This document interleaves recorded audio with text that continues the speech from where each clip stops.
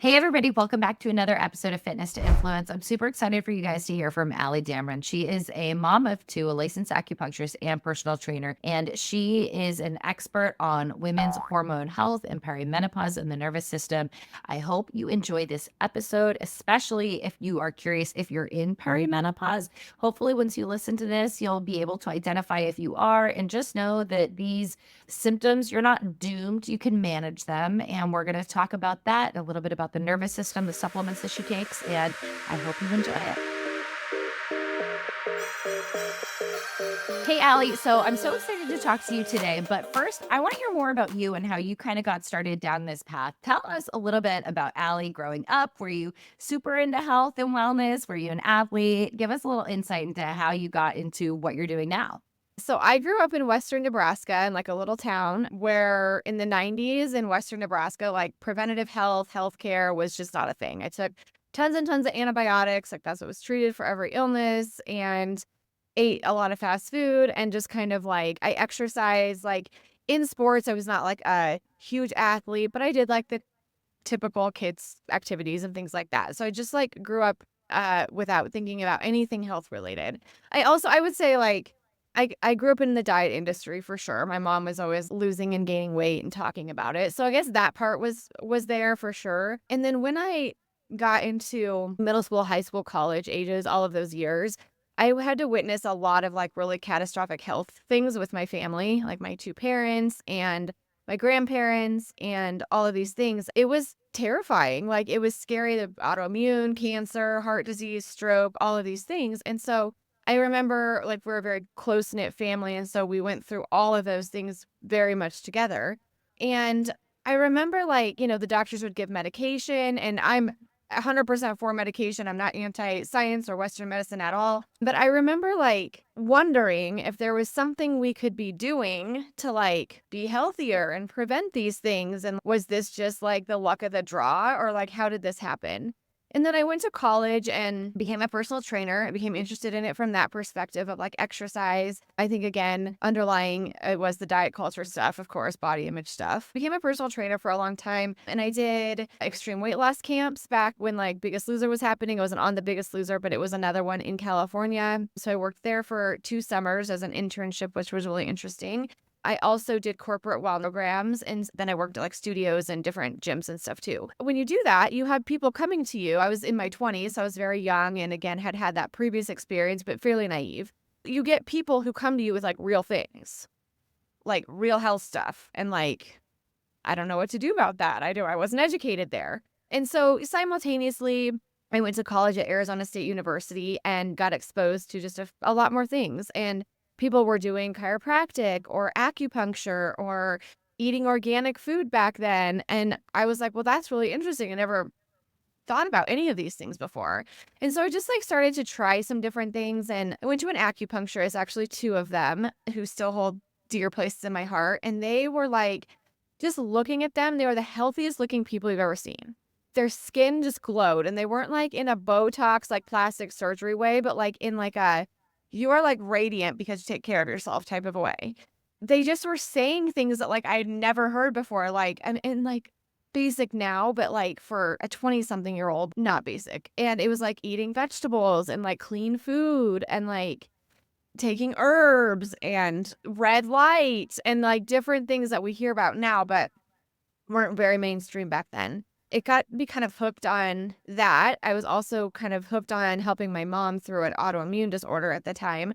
And so through that, I went to acupuncture school in my 20s, became an acupuncturist, got married, had kids in like those sort of years after that, and then realized that women have zero supports after they have babies or get pregnant or go through perimenopause now. And so I really became more obsessed with helping women specifically through this because I feel like it sets the stage, but like postpartum, you're like supposed to take care of this baby and you get zero support and you're like the glue that holds the family together. And I just feel like women deserve so much more. And there's so much pressure and it leads, so we'll talk about this, but like it leads to so much nervous system dysregulation and so much stress, which there's real health effects of stress that can cause even things like autoimmune disorder and thyroid issues and all of these things to go haywire worse perimenopausal symptoms, hormonal imbalances. And so for the last 12, 13 years now, I've just been like very focused on women's health, hormones, the nervous system, and helping women like find their quality of life. Because I think it's just so important for families and we deserve better too. I loved hearing about your journey. That was like a very good, like concise way to explain it. Can I ask one question about the weight loss camp that you like worked at? Was that something that people would pay to go to? Yeah, it was super expensive. We did it in the summers from May to August, and you could pick anywhere from 2 to 10 weeks. So, like, I did it in like, what year was that? 2006 and 2007, maybe. So it was like in that era. So I think back. So what we would do is they could pick 4 exercise classes a day per Oh day. my God. They were each an hour. And it was like anything from Zumba to Pilates to yoga to strength training to boot camp to step aerobics, like any fitness class that you could think of back then. Did you tell them which classes to take, or could they just like pick whatever one? Whatever they wanted to. Yeah. We had like beach stuff or swimming, like anything that you could think of. It was on UCSD's, University of California, San Diego's campus. And so we got access to all that stuff. The beach was there, obviously, swimming pools, all the stuff. And then we would feed them 3 meals per day. And the meals were kind of balanced, but a lot of it was like 100-calorie packs and snack wells. There was real food too. Like, Yeah. and we kind of told them, eat I think it was like a carb, a protein, maybe something like that. So it's sort of balanced, but kind of funny when you look back because it was like very much in that era. We walked. I mean, we had to walk on that campus all day. We walked. I didn't track steps at that point, but miles. Like you had to walk from our dorm to the meals. It was a mile each way. Yeah. So when you know better, you do better. But Yeah. it's- Well, I don't know if I used to work for a diet company literally called diet.com, and we had a big YouTube channel right around 2006, 2007. And we had 2 people that we did like trying to do our own Biggest Loser series with them, Yep. but totally Yep. another time. So getting into the whole perimenopause. So before I hit record, we were kind of talking like last year, perimenopause was kind of this new shiny word. And I think there's still a lot of misconception about it. And I know that you think, or I shouldn't say think, you believe, you feel strongly there's 3 different stages. Can you tell me a little bit about the 3 different stages? I do think that there's a lot of misconceptions with perimenopause, rightfully so. I always tell women that we've never been told about ourselves since like 5th grade sex ed. Like we just never been educated. Yeah. So yes, so there's 3 stages. Stage 1, so it can start like mid to late 30s, all the way, usually the average age of menopause is 50.3. So, or actually 51.3. Your last period would be at 50.3 years old. So it can go like this kind of 10 to 12 years even of just little subtle hormonal fluctuations. So in the stage 1, what we typically notice is just kind of like your cycle changes. So like maybe it's heavier, lighter, longer, shorter. Some PMS symptoms that you haven't had since you were at your teenage years might kind of pop up again, like migraines or irritability or just a lot of bloating. You might start to notice like ovulatory symptoms, like it feels like PMS when you ovulate. It's basically just like these subtle things. So what's happening in stage 1 is we typically think that obviously we know menopause is where we don't have a cycle anymore. Your ovaries are kind of done. And so we have low hormones, right? So we get low levels of estrogen, low levels of progesterone because we're not ovulating anymore. So what we typically think of, I think, is like this linear kind of like just decline throughout like our 40s, right? Or 50s, whatever age you kind of go through that. And it's just kind of like this steady thing. But what actually happens is estrogen is just all over the place. In phase 1, actually, we know that estrogen can get up to 3 times higher than it was like in our maybe 20s or 30s, like prime time. I always tell people what goes up must come down. And when you come down from that is when a lot of women notice symptoms, right? So irritability, anxiety, insomnia, headaches, migraines, just like that drop in hormones is really prevalent and it's really obvious to a lot of women. So that's kind of phase 1. Most of the time we're still having like regular cycles ish. It might have like, gone from 28 to like 25 days, but it's kind of like regular there. Phase 2 is when the estrogen within your cycle always fluctuates, Phase 2 is cycle to cycle, it fluctuates. So, like, you probably hear people who say, well, I have this 40-day cycle this month, and then 20-day, and then 15, and then 60 is all over the place. And so some months your estrogen is like gung-ho and going, and other months it's really low. And so you can kind of alternate in phase 2 between some of like the lower estrogen signs, like hot flashes, night sweats, vaginal dryness, anxiety, things like that. And you can also get, again, when your body's gearing up for a period for you, the PMS, the heavy, crampy, clotty, crappy periods too. And then phase 3 is more that typical what we think of perimenopause, when your cycles are definitely lengthening out. You're noticing more hot flashes, night sweats, maybe some joint pain. There's all kinds of symptoms of that, but dryness, I call them like hot, dry symptoms. You notice that more at the end. Now, I say this not to scare anybody, because every single phase can be treated. So, like, we don't have to suffer. We don't have to like struggle through it. We can treat no matter what's happening. We can make you more comfortable.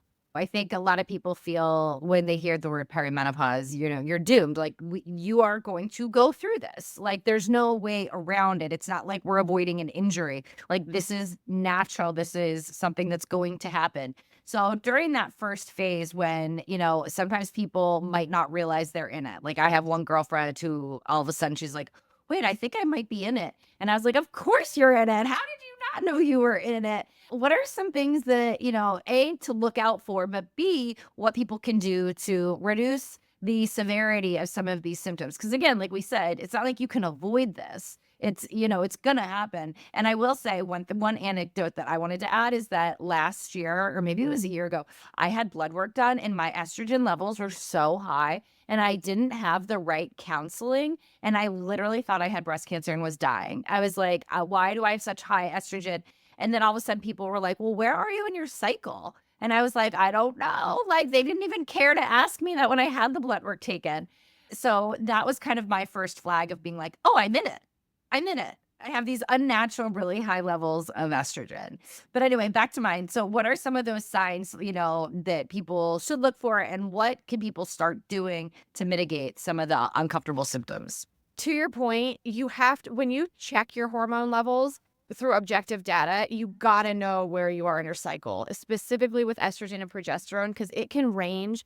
Like, estrogen, when we get our period, is like, 40, 50, some people have 25 in there. So very low. A postmenopausal range is like less than 10. So I will see some people that have their lab work done and it looks like they're postmenopause. They're not. Their body bounces back. But to your point, then it can get like in the ovulatory phase, it can get up to like 400. So that range is huge. And if you don't know what range you're looking at, like, you don't get the data that you need to know, like, oh my God, that is actually really high, or no, that's probably normal. The other thing that a lot of practitioners don't do that's absolutely crucial is for progesterone, you only produce progesterone from ovulation. So like that rupture of the corpus luteum when we ovulate is what triggers that progesterone. And so if you get your progesterone checked really anywhere outside of about 5 to 7 days post ovulation, it's probably going to look really low. Specifically like before ovulation, it's supposed to be like 0.5. So I can't tell you the countless women who have come to me that are like, I have no progesterone. My doctor wants to put me on progesterone, which is fine. I'm a fan of HRT for progesterone for sure. But we got to know that we're looking at apples to apples here. Yeah. That like it's actually low. So that's a small caveat in terms of like just checking. And also, to your point of your question, you can also look at subjective data and say, yeah, something's not happening right with your estrogen/progesterone ratio by saying your periods are yucky. Like, you're getting a ton of PMS, you're noticing an ovulation, you're getting, any of the PMS symptoms, anxiety, irritability, rage, bloating, water retention, digestive issues, headaches, the period flu, your cycles are shorter. That's a sign of higher estrogen levels and or lower progesterone. They might be like clotty or crampy. You might have fibroid cysts or polyps. You might have breast tenderness. Those are all signs of probably starting to go through perimenopause. But also, and there's a nuance here with like, we'll talk about this with the cortisol and nervous system stuff as well. But to treat that, what I do is you want to support estrogen methylation. which is there's different ways to do this, and you want to make sure that it's actually elevated. So, DIM, calcium D-glucarate, indole 3-carbinol, liver support like milk thistle, NAC. Those are all supplements, herbs, things like that that we can use to just get your estrogen going. Like I said, in that phase 1, it gets really elevated for most people. So kind of filtering that through makes a big difference. The second part is supporting progesterone. So you can do it through progesterone if you want to, topical or oral, or you could do it through vitamin E. You can do it through Vitex or chaste tree berry. You can do it through maca root. Those are all ways, but I will give the caveat. So progesterone gets low from stress as well. If you're stressed and your cortisol is high, it's going to eat away at your progesterone and make all of this a million times worse. So that's also something that I'm very hands-on with treating in my patients, especially in phase 1. If they're having like significant symptoms, I'm like, we got to support your adrenals, your cortisol, we got to calm you down so that your body can work optimally. Yeah. And so you had mentioned progesterone through oral. I've had some clients, reach out to their doctors about this, and some doctors are really adamant against it. How Yeah. would you advise someone who is experiencing some of these discomfort, like these symptoms? And what do you recommend they do when they go to their doctor to try to like ask about this? And would you recommend trying something like maca root that they could just throw in their smoothie to like see if that helps first? I personally, especially like younger women, depending, young is relative, 45 and under, maybe even over that sometimes. I recommend trying to get your body to do what it's supposed to do on its own first. So I really like I take it too. I really like chaste tree berry or Vitex, so the same thing. It helps your body to support progesterone production. And like I said, stress is a big component of this, like one of the biggest. And I think that's something that we like hard lines in the sand in our country. And so we like to say, it's perimenopause. That's all I can do. I have to take progesterone and HRT versus like, well, yeah, there is some perimenopause stuff happening, but also your stress is high off the chart. And if we got that under control, your perimenopause would be probably asymptomatic or significantly better.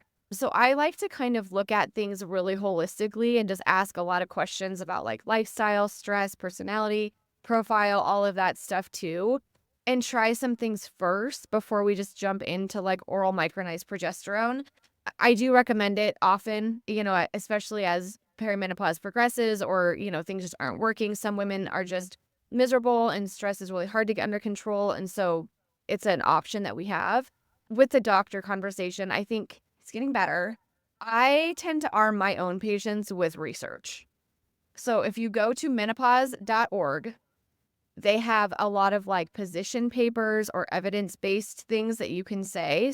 And you can just, I suggest just saying like, I know that this is an option out there. It's a really inexpensive, super easy option out there. Could we try this and start with maybe like 100 milligrams of oral micronized progesterone before bed, mostly just in that, especially if you're cycling, just in that luteal phase. So from ovulation to the start of your period is when we have progesterone and when it should be taken. So yeah, I think that's kind of the way that I address it and hope. I also think that truly if women's doctors are like completely unwilling to hear them, I think it's time to switch doctors. I think Yeah. it's time to go to somebody who specifically treats and knows about perimenopause and menopause, not just obstetrics and gynecology. Who is the ideal candidate though that you would recommend HRT? There's not just one. I think that, so first off, HRT is a lot of things, right? It's testosterone, it's thyroid hormone, it's estrogen, it's progesterone, it's DHEA, it's insulin. We forget when we're having this fight about sex hormone HRT that we already use HRT for people who don't produce enough hormones, right? In thyroid, insulin, etc. Kind of like a Yeah. weird argument. But I would say if you feel miserable in perimenopause and or menopause, get your levels checked. I also suggest getting a cortisol test to make sure that it's not just your cortisol. And like I said, the two don't have to be separate. They can be mutually exclusive, that you can take some HRT and also work on stress. But I think that if your levels are low, I certainly think that it's worth trying. Like I said, there are herbal ways. I actually came from obviously Chinese medicine school initially to do this, and we only used herbs. And HRT was also terrifying at the, do the research studies in 2002 until a few years ago. And so nobody used HRT until a few years ago, really. It was like this terrifying thing. And we've debunked that. It's not terrifying anymore. We know a whole lot more about it. We've learned and all of that stuff. So I think that if you don't want to do hormones, you're not a good candidate. So women who, and again, this is changing all the time. So I don't want to like put this line in the sand. I have like a blood clotting disorder called factor V Leiden. So my blood clots more. Estrogen increases your risk of blood clot, is specifically oral estrogen. So like I can't take estrogen. So I will do it in some other way, depending on what that is. People who have history of blood clot or have blood clots, breast cancer, migraines with auras, there's still some nuance for those women to take estrogen specifically. Vaginal estrogen is not systemic, so that's safe for any sort of like genitourinary type symptoms. You can take that. Progesterone safe, testosterone is safe, but oral estrogen has some risk factors to it still that you just got to know your genetics, your body. Yeah. And so you mentioned about like, trying to reduce stress. So we talked a little bit about this, or I mentioned it, the nervous system and trying to de-stress. I know these two are connected. What are you doing with clients to try to regulate the nervous system? And again, before I hit record, we were kind of talking. It was like last year, it seemed like perimenopause was the hot new word. And the nervous system has been, slowly creeping in there. Like people are noticing it more in the whole fight or flight notion. Can you tell us a little bit about nervous system regulation? Because I think a lot of people, as moms, as busy moms, I'm just like, oh, I'm just stressed. I'm just an anxious person all of a sudden. Like I didn't used to be, but now I am. And I guess Yeah. I kind of accept it. And it was like, well, I guess I don't have to be like that. And so can you tell us a little bit about nervous system regulation, reducing stress to try to control and manage these symptoms? The nervous system is kind of like the connection between the mind and the body, right? So your mind, your brain is always scanning your environment for anything that feels scary, dangerous, threatening, fearful, etc. And if it finds something, it's going to ask your adrenal glands to make you safe and keep you on high alert. So your brain's like that hypervigilance, high alert. It's also going to ask your brain or your adrenals to produce cortisol, adrenaline, some of the stress hormones to keep you safe. So that was evolutionarily made if we were being chased by a bear, right? Which is like this acute, like quick fight or flight. We've all experienced it. We've all felt it. What happens now to women, men too, for sure, we get in like this low grade chronic fight or flight. There's so many reasons for it. I've been studying this for like 12 years and I've come up with like 5 main ones that cause this. So pressure, like internal putting pressure on yourself, criticism, including self-criticism, overstimulation, including from technology, or if you're a mom, just hearing mom, mom, mom, mom, mom 100 times a day, repressed emotions, and then certain personality characteristics, perfection, people pleasing, being a goodist, type A, those types of personality profiles tend to have a more dysregulated nervous system. And I use that word dysregulated because that's what everyone else is using. But I also want to remind you that it's not a dysregulation because your brain is working flawlessly. So I think when we hear that word dysregulated, we're like, oh, this new thing's wrong with me. This is a thing that's wrong with me. I've gone through the online space now for 8 years and oh my God, it's been gut health. It's been insulin resistance. It's been adrenal fatigue. It's been perimenopause. Now it's nervous system. There's always the next thing that's wrong with you. And I think that urgency, fix it, this is wrong, I'm broken, that creates nervous system dysregulation. That creates your brain to say, oh my God, something's terribly wrong here. We need to fix. We're Googling, we're buying, we're supplementing, we're doing all these things all the time to fix ourselves. There must be something wrong. And so your nervous system is reacting to all of those things that I mentioned all the time, but it's working flawlessly. Like that's how we'd want it to act and want it to function when it's stressed and running on like fear and misinformation. The thing is that it's not optimal. And when you function in that place chronically, you have like cortisol receptors on almost every single cell in your body. So it can impact brain to like your feet. From brain fog, memory issues, word recall, emotional regulation, logical thinking, increase in blood pressure, detoxification issues, including like estrogen, like we talked about, and progesterone, hormone production, sleep, energy, insulin and blood sugar, inflammation, feeling puffy, energy crashes, fatigue, chronic pain and like low back pain, migraines, all of it is all connected to your nervous system. There's a whole bunch of science in all the different ways on why, like sugar cravings, carb cravings, addictions, anxiety, OCD. Like I could go on and on and on about all the ways that your body's impacted from your nervous system. And so I think that when we treat it as kind of superficially without getting into that, we don't ever go upstream enough to actually fix the issue. And the other thing is, my patients come to me and I am not immune to any of this either, but they have like this laundry list of things. And, like you don't have a laundry list of things. You have like one central thing that's happening and your body is just kind of compensating for all that cortisol. And it's like pain is a danger signal. So it's producing all these glitchy, weird danger signals in your body for you. And if we can, calm down the nervous system, Yeah. those things go away. I actually found this through chronic back pain when I was 25 years old to 30. I did everything. I was actually in acupuncture school at the time. I did everything from like more natural, holistic stuff all the way through like epidurals and injections and all that stuff too. And I knew that it was sort of ebbing and flowing with like higher stress. After 5 years, you get those patterns, but it never went away. And it felt so physical. I got diagnosed with like disc degeneration. But once I calmed my nervous system, the pain went away. Wow. Yeah. It's funny you were talking, and this is something that I find with like a lot of my friends, and the brain recalling information. Like I have such a hard time ever since I had kids. Like I call it like, we will say, oh, it's a brain fart. Like I can't remember people's names, like people that I know well. I'll be telling a story about someone that is like a good friend of mine, and all of a sudden my brain cannot find Just their name. And I'm like, and I feel like such a fraud because I'm like, this is actually one of my good friends. And I can't pull out that name. Like it's so bizarre. I have a lot of other things with what I'm dealing with, but that's just like, you were talking and I was like, oh my gosh. And so, I definitely, when you were listing the 5 things, I was identifying with a lot of those, like we personally. identify with everything. Yeah, and it's wild because, again, I just was kinda like, "Oh, I'm just a mom and I'm just overwhelmed and I've got a lot going on." So what are the first steps that people should be taking to regulate their nervous system? There's a lot of information on Instagram. Like, give us the most basic version of, like, actionable steps.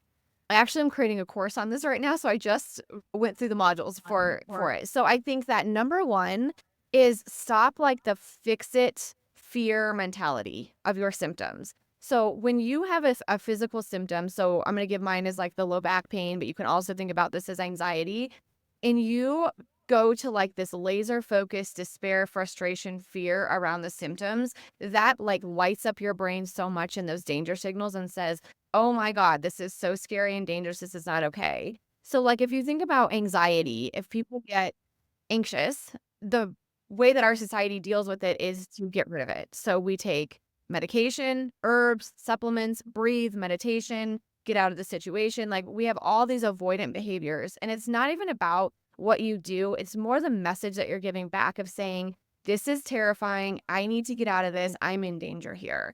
So actually the appropriate way to treat it by calming down your nervous system is to actually like sit down and accept it and say, okay, this is anxiety. This is adrenaline. We know exactly what this is. And be okay in it and teach your brain that it's safe. After you teach your brain that it's safe, the danger signals dissipate and things get better. So I think that's always number one is sort of breaking this symptom fear cycle or urgency fix it, like that kind of mode.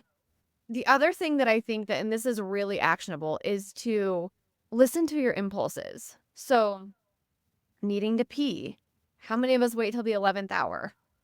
We don't drink when we're thirsty, eating when we're hungry, resting when we're tired, like sleeping when we need to sleep, moving our body. So many of my patients sit at a desk for 8 hours a day and like their legs are cramping up and like just you're achy, tired of sitting, and we just continue to do it. Listening to your impulses, you are teaching your body that you're safe, that you can trust yourself, you'll take care of yourself.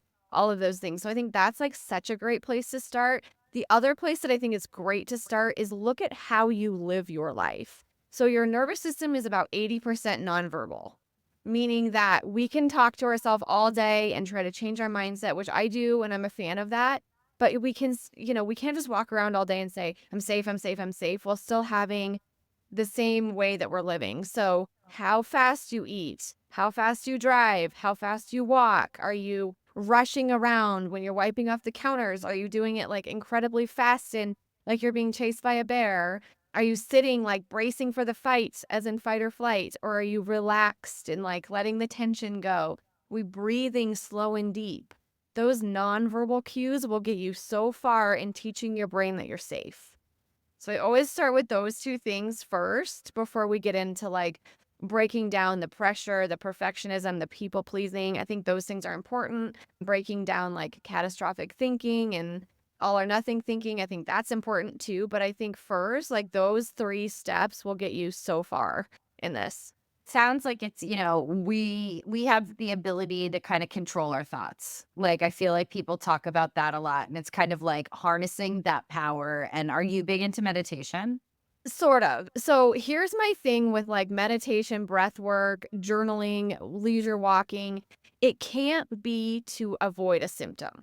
So if you're, for example, anxious and you're like, okay, I just need to get out of this situation. I need to go breathe. I need to calm myself down. You're telling yourself that this anxiety is so dangerous, so scary for you that you have to go do this thing to get rid of it.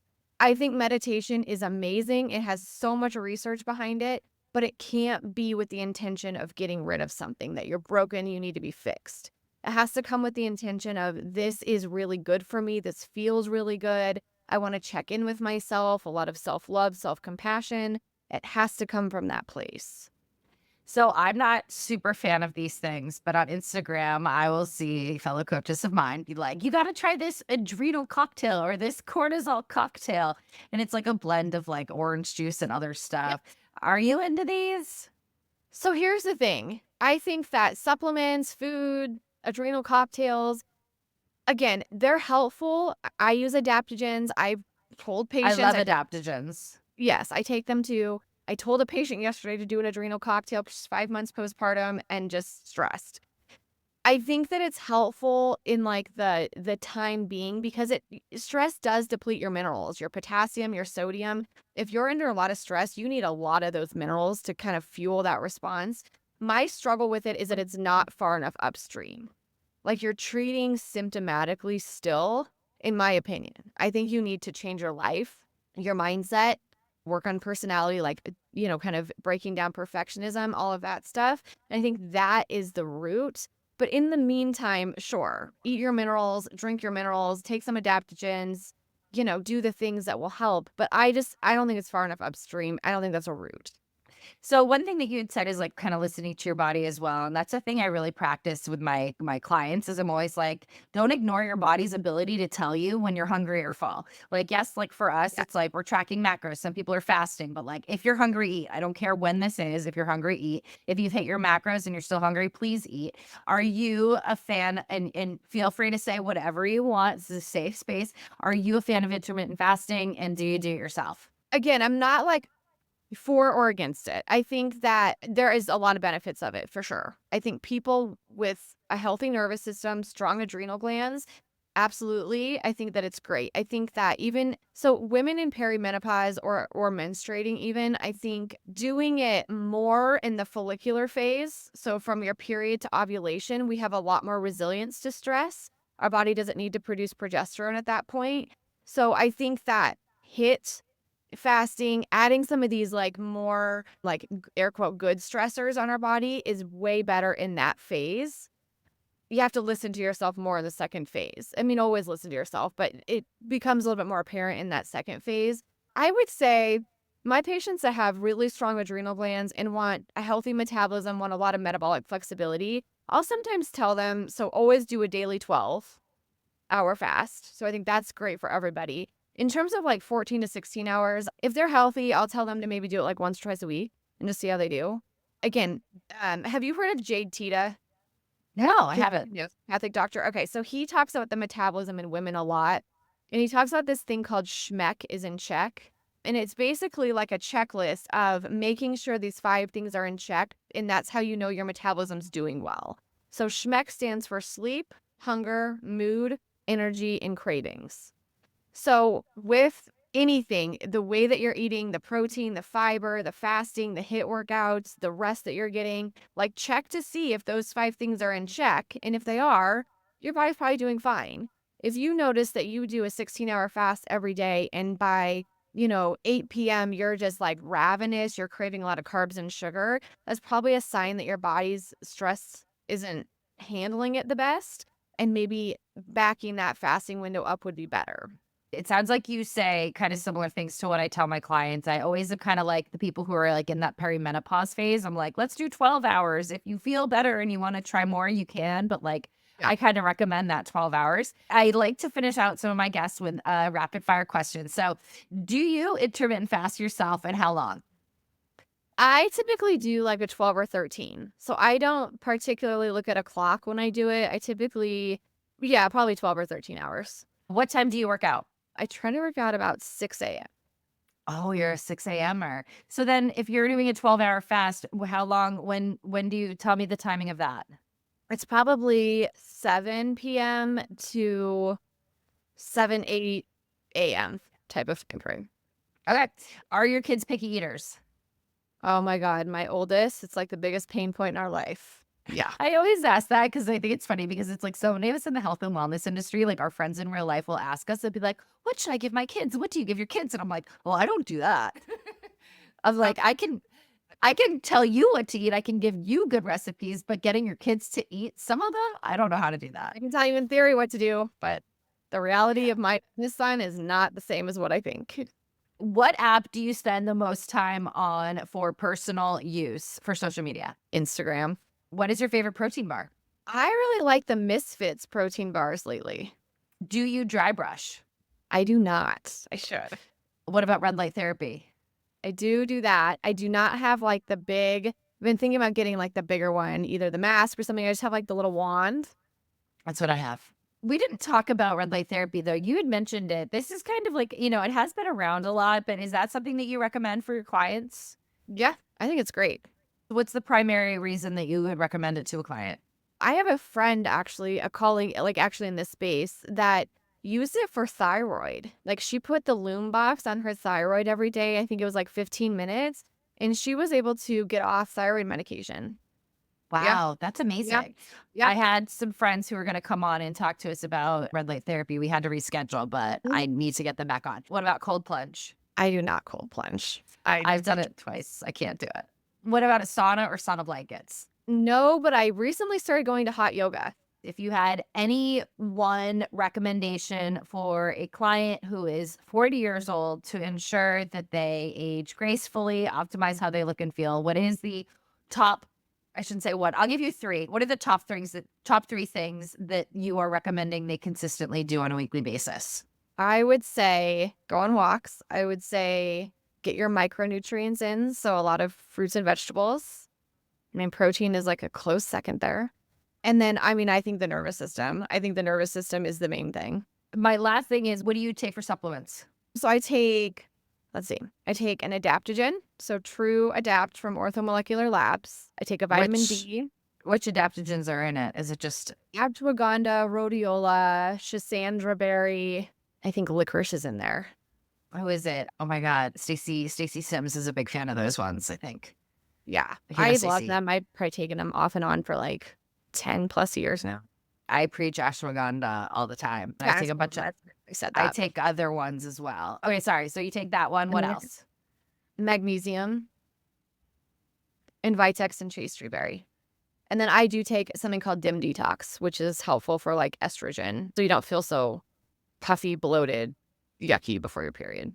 Awesome. Is there anything that I didn't ask you that you want to share? Oh, tell everybody where they can find you. I know, but I'm going to let you tell everybody where they can find you, more about the new course on nervous system and any other additional information you want to share. Awesome. Thank you. Yeah. So Instagram's a great place to find me. All my social media platforms are just Allie Damron. I have a Facebook group called Holistic Health with Allie Damron. I have a YouTube channel. I have a podcast called The Allie Damron Show.